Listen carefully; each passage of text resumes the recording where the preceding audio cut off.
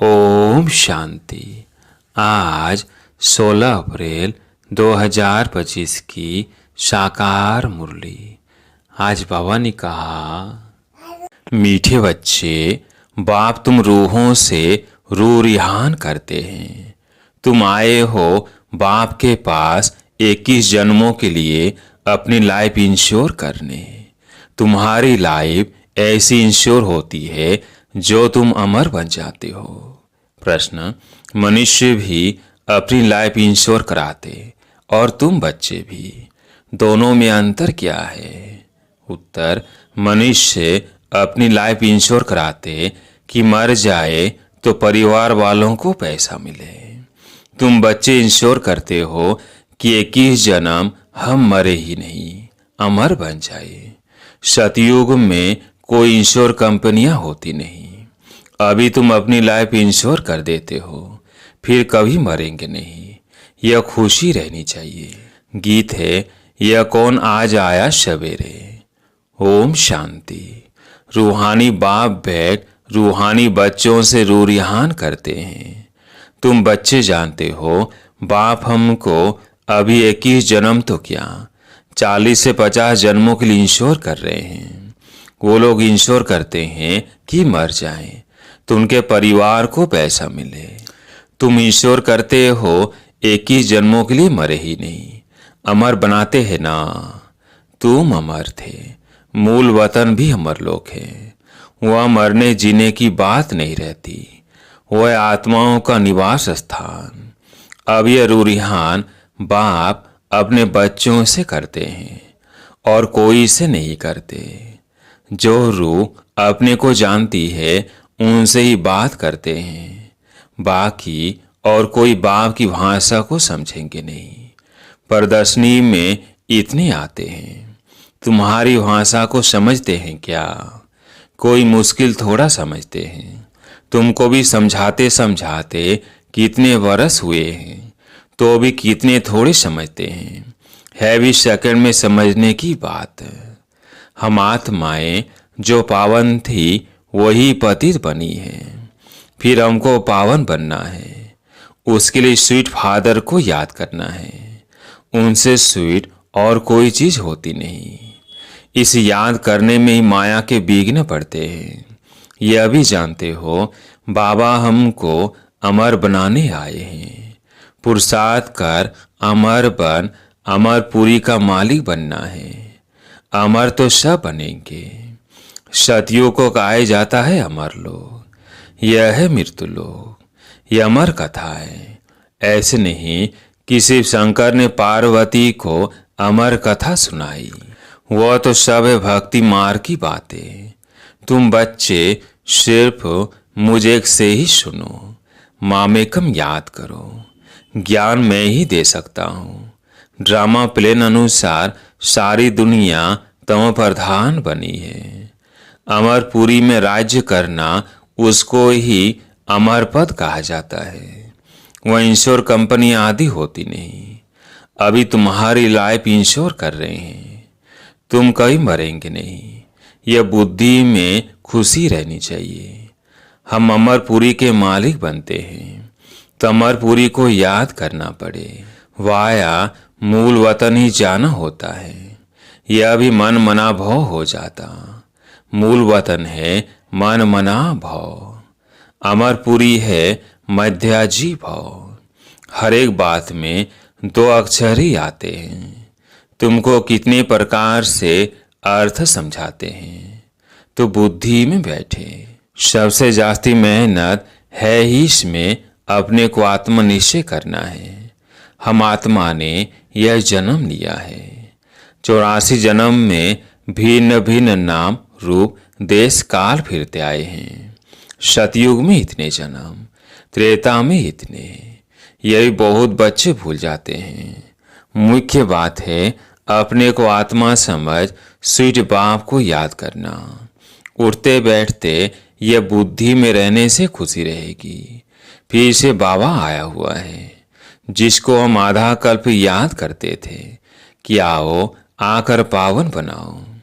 पावन रहते हैं मूल वतन में और अमरपुरी सतयुग में। भक्ति में मनुष्य पुरुषार्थ करते हैं मुक्ति में व कृष्णपुरी में जाने के लिए। मुक्ति कहो अथवा निर्वाण धाम कहो, वानप्रस्थ अक्षर करेक्ट है। वानप्रस्थी तो शहर में ही रहते हैं, सन्यासी लोग तो घर बार छोड़ जंगल में जाते हैं। आजकल के वानप्रस्थियों में कोई दम नहीं है। सन्यासी तो ब्रह्म को भगवान कह देते, ब्रह्म लोक नहीं कहते। अभी तुम बच्चे जानते हो, पुनर्जन्म तो किसका भी बंद नहीं होता।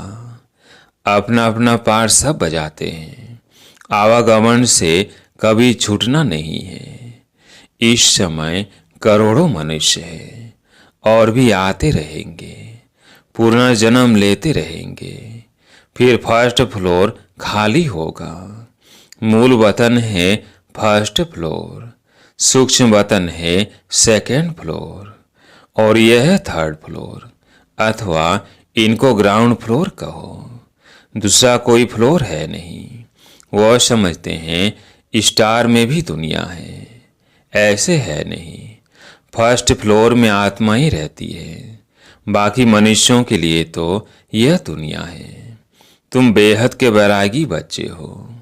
तुम्हें इस पुरानी दुनिया में रहते हुए भी इन आँखों से सब कुछ देखते हुए नहीं देखना है। यह मुख्य पुरुषार्थ है, क्योंकि यह सब खत्म हो जाएगा। ऐसे नहीं कि संसार बना ही नहीं है, बना हुआ है, परंतु उनसे वैराग्य हो जाता। अर्थात सारी पुरानी दुनिया से वैराग्य, भक्ति, ज्ञान और वैराग्य। भक्ति के बाद है ज्ञान, फिर भक्ति का वैराग्य हो जाता। बुद्धि से समझते हो कि यह पुरानी दुनिया है, यह हमारा अंतिम जन्म है, अभी सब को वापिस जाना है। छोटे बच्चों को भी शिव बाबा की याद दिलानी है। उल्टे सुल्टे खान पान आदि की कोई आदत नहीं डालनी चाहिए। छोटेपन से जैसी आदत डालो वैसी आदत पड़ जाती है। आजकल संग का दोष बड़ा गंदा है। संग तारे कुसंग पोरे, यह विषय सागर वैशालय है। सत तो एक ही परम पिता परमात्मा है, गॉड इज वन कहा जाता है। वो आकर सत्य बात समझाते हैं। बाप कहते हैं, हे रूहानी बच्चों, मैं तुम्हारा बाप तुमसे रू रिहान कर रहा हूँ। मुझे तुम बुलाते हो ना। वही ज्ञान का सागर पतित पावन है, नई सृष्टि का रचयिता है, पुरानी सृष्टि का विनाश कराते हैं। यह त्रिमूर्ति तो प्रसिद्ध है, ऊंच ऊंचे शिव। अच्छा, फिर सूक्ष्म वतन में है ब्रह्मा विष्णु शंकर। उन्हों का साक्षात्कार भी होता है, क्योंकि पवित्र है ना। उन्हों को चैतन्य में इन आंखों से देख नहीं सकते, बौद्ध नौधा भक्ति से देख सकते हैं। समझो, कोई हनुमान का भक्त होगा तो उनका साक्षात्कार होगा। शिव के भक्त को तो झूठ बताया गया है कि परमात्मा अखंड ज्योति स्वरूप है। बाप कहते हैं, मैं तो इतनी छोटी सी बिंदु हूँ। वो कहते अखंड ज्योति स्वरूप अर्जुन को दिखाया। उसने कहा, बस मैं सहन नहीं कर सकता हूँ। उनको दीदार हुआ तो यह गीता में लिखा हुआ है। मनुष्य समझते हैं अखंड ज्योति का साक्षात्कार हुआ। अब बाप कहते हैं, यह सब भक्ति मार्ग की बातें दिल खुश करने की है। मैं तो कहता ही नहीं हूँ कि मैं अखंड ज्योति स्वरूप हूँ। जैसे बिंदी मिसल तुम्हारी आत्मा है, वैसे मैं हूँ। जैसे तुम ड्रामा के बंधन में हो, वैसे मैं भी ड्रामा के बंधन में बंधा हुआ हूँ। सब आत्माओं को अपना अपना पाठ मिला हुआ है। पुनर्जन्म तो सबको लेना ही है, नंबर वार सबको आना ही है। पहले नंबर वाला फिर नीचे जाता है। कितनी बातें बाप समझाते हैं। यह समझाया है कि सृष्टि रूपी चक्र फिरता रहता है। जैसे दिन के बाद रात आती है, वैसे कलयुग के बाद सतयुग, फिर त्रेता, फिर संगम युग आता है। संगम युग पर ही बाप चेंज करते हैं। जो सतो प्रधान थे अब वही तमो प्रधान बने हैं, वही भी सतो प्रधान बनेंगे। बुलाते भी हैं, हे पतित पावन आओ। तो अब बाप कहते हैं, मन मना भव। मैं आत्मा हूँ, मुझे बाप को याद करना है। यह यथार्थ रीति कोई मुश्किल समझते हैं। हम आत्माओं का बाप कितना मीठा है। आत्मा ही मीठी है ना, शरीर तो खत्म हो जाता है, फिर उनकी आत्मा को बुलाते हैं। प्यार तो आत्मा से ही होता है ना, संस्कार आत्मा में रहते हैं। आत्मा ही पढ़ती सुनती है, देह तो खत्म हो जाती है। मैं आत्मा अमर हूँ, फिर तुम मेरे लिए रोते क्यों हो? यह तो देहाभिमान है ना, तुम्हारा देह में प्यार है, होना चाहिए आत्मा में प्यार। अविनाशी चीज में प्यार होना चाहिए, विनाशी चीज में प्यार होने से ही लड़ते झगड़ते हैं। सतयुग में है देही अभिमानी, इसलिए खुशी से एक शरीर छोड़ दूसरा लेते हैं। रोना पीटना कुछ भी नहीं होता। तुम बच्चों को अपनी आत्म अभिमानी अवस्था बनाने के लिए बहुत प्रैक्टिस करनी है। मैं आत्मा हूँ, अपने भाई अर्थात आत्मा को बाप का संदेश सुनाता हूँ। हमारा भाई इन आर्गन्स द्वारा सुनता है। ऐसी अवस्था जमाओ, बाप को याद करते रहो तो विकर्म विनाश होते रहेंगे। खुद को भी आत्मा समझो, उनको भी आत्मा समझो, तब पक्की आदत हो जाए। यह गुप्त मेहनत, अंतर्मुख हो इस अवस्था को पक्का करना है। जितना समय निकाल सको उतना इसमें लगाओ। 8 घंटा तो धंधा आदि भल करो, नींद भी करो, बाकी इसमें लगाओ। 8 घंटा तक पहुंचना है, तब तुमको बहुत खुशी रहेगी। पतित पावन बाप कहते हैं, मुझे याद करो तो तुम्हारे विकर्म विनाश हो। ज्ञान तुमको अभी संगम पर मिलता है। महिमा सारी संगम युग की है, जबकि बाप बेट तुमको ज्ञान समझाते हैं। इसमें स्थूल कोई बात नहीं। यह जो तुम लिखते हो वह सब खत्म हो जाएगा। नोट भी इसलिए करते हैं तो पॉइंट्स नोट होने से याद रहेगी। कोई की बुद्धि तीखी होती है तो बुद्धि में याद रहती है। नंबरवार तो है ना। मुख्य बात बाप को याद करना है और सृष्टि चक्र को याद करना है। कोई भी कर्म नहीं करना है। गिरह व्यवहार में भी रहना है।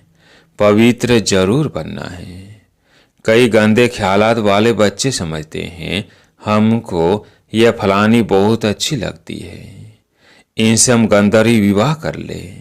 परंतु यह गंधर्वी विवाह तो तब कराते हैं जबकि मित्र संबंधी आदि बहुत तंग करते हैं, तो उनको बचाने लिए।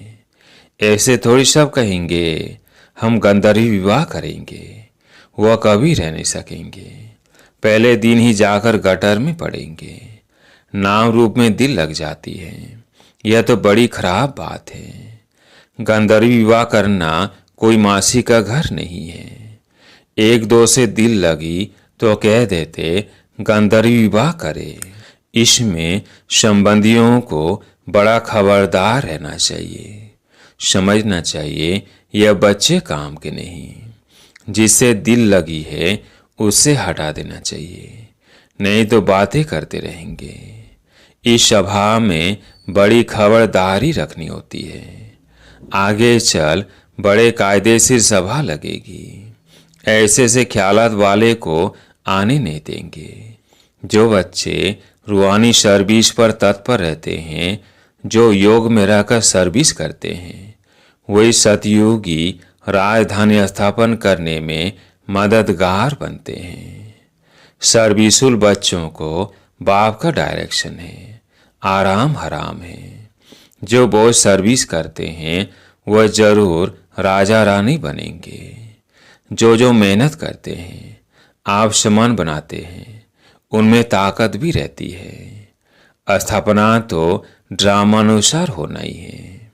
अच्छी रीति सब पॉइंट्स धारण कर फिर सर्विस में लग जाना चाहिए। आराम भी हराम है, सर्विस ही सर्विस, तब ऊंच पद पाएंगे। बादल आए और फिर रिफ्रेश होकर गए सर्विस पर। सर्विस तो तुम्हारी बहुत निकलेगी, किस्म किस्म के चित्र निकलेंगे जो मनुष्य झट समझ जाए। यह चित्र आदि भी इम्प्रूव होते जाएंगे। इसमें भी जो हमारे ब्राह्मण कुल के होंगे वो अच्छी रीति समझेंगे। समझाने वाले भी अच्छे हैं तो कुछ समझेंगे। जो अच्छी रीति धारणा करते हैं, बाप को याद करते हैं, उनके चेहरे से ही मालूम पड़ जाता है, बाबा हम तो आपसे पूरा वर्षा लेंगे। तो उनके अंदर खुशी के ढोल बजते रहेंगे। सर्विस का बहुत शौक होगा। रिफ्रेश हुए और यह भागे। सर्विस के लिए हर एक सेंटर से बहुत तैयार होने चाहिए। तुम्हारी सर्विस तो बहुत फैलती जाएगी, तुम्हारे साथ मिलते जाएंगे। आखिरी एक दिन सन्यासी भी आएंगे। अभी तो उन्हों की राजाई है, उन्हों के पैरों पर पड़ते हैं, पूजते हैं। बाप कहते हैं यह भूत पूजा है, मेरे तो पैर है नहीं, इसलिए पूजने भी नहीं देंगे। मैंने तो यह तन लोन लिया है, इसलिए इनको भाग्यशाली रथ कहा जाता है। इस समय तुम बच्चे बहुत सौभाग्यशाली हो, क्योंकि तुम यह ईश्वरीय संतान हो। गायन भी है, आत्मा ही परमात्मा अलग रहे बहुकाल। तो जो बहुत काल से अलग रहे हैं वो ही आते हैं, उनको ही आकर पढ़ाता हूँ। श्री कृष्ण का यह अंतिम जन्म है, इसलिए नाम भी इस एक का श्याम सुंदर पड़ा है। शिव का तो किसी को पता नहीं है कि क्या चीज है। यह बात बाप ही आकर समझाते हैं। मैं हूँ परम आत्मा, परम धाम में रहने वाला हूँ, तुम भी वहाँ के रहने वाले हो। मैं सुप्रीम पतित पावन हूँ, तुम अभी ईश्वरीय बुद्धि वाले बने हो। ईश्वर की बुद्धि में जो ज्ञान है वह तुमको सुना रहे हैं। सतयुग में भक्ति की बात नहीं होती, यह ज्ञान तुमको अभी मिल रहा है। अच्छा, मीठे मीठे सिकिलदे बच्चों प्रति माता पिता बाप दादा का याद प्यार और गुड मॉर्निंग। रूहानी बाप की रूहानी बच्चों को नमस्ते। हम रूहानी बच्चों की रूहानी बाप दादा को याद प्यार गुड मॉर्निंग, नमस्ते नमस्ते। धारणा के लिए मुख्य सार। पहला पॉइंट है, अंतर्मुखी होकर अपनी अवस्था को जमाना है। अभ्यास करना है, मैं आत्मा हूँ। अपने भाई यानी आत्मा को बाप का संदेश देता हूँ। ऐसा आत्माभिमानी बनने की गुप्त मेहनत करनी है। दूसरा पॉइंट है, रूहानी सर्विस का शौक रखना है। आप समन बनाने की मेहनत करनी है। संग का दोष बड़ा गंदा है, उससे अपने को संभालना है। उल्टे खान पान की आदत नहीं डालनी है। आज प्यारे मीठे बाबा का वरदान, विश्व कल्याण के कार्य में सदा बिजी रहने वाले विश्व के आधार मूर्त भव। विश्व कल्याण के कार्य में सदा बिजी रहने वाले विश्व के आधार मूर्त भव। विश्व कल्याणकारी बच्चे स्वप्न में भी फ्री नहीं रह सकते। जो दिन रात सेवा में बिजी रहते हैं उन्हें स्वप्न में भी कई नई नई बातें, सेवा के प्लान व तरीके दिखाई देते हैं। वे सेवा में बिजी होने के कारण अपने पुरुषार्थ के व्यर्थ से और औरों के भी व्यर्थ से बचे रहते हैं। उनके सामने बेहद विश्व की आत्माएं सदा इमर्ज रहती है, उन्हें जरा भी अलबेलापन आ नहीं सकता। ऐसे सेवाधारी बच्चों को आधार मूर्त बनने का वरदान प्राप्त हो जाता है। आज का स्लोगन, संगम युग का एक एक सेकंड वर्षों के समान है, इसलिए अलबेलेपन में समय नहीं गंवाओ। संगम युग का एक एक सेकंड वर्षों के समान है, इसलिए अलबेलेपन में समय नहीं गंवाओ। आज का व्यक्ति सारा कंबाइंड रूप की स्मृति से सदा विजयी बनो, जिसके साथ स्वयं सर्वशक्तिवान बाप कंबाइंड है। सर्व शक्तियां स्वतः उनके साथ होंगी। जहाँ सर्व शक्तियां हैं वह सफलता न हो यह असंभव है। कोई अच्छा साथी लौकिक में भी मिल जाता है तो उसको छोड़ नहीं सकते। ये तो अविनाशी साथी है, कभी धोखा देने वाला साथी नहीं है, सदा ही साथ निभाने वाली साथी है। तो सदा साथ साथ रहो। अच्छा, ओम शांति।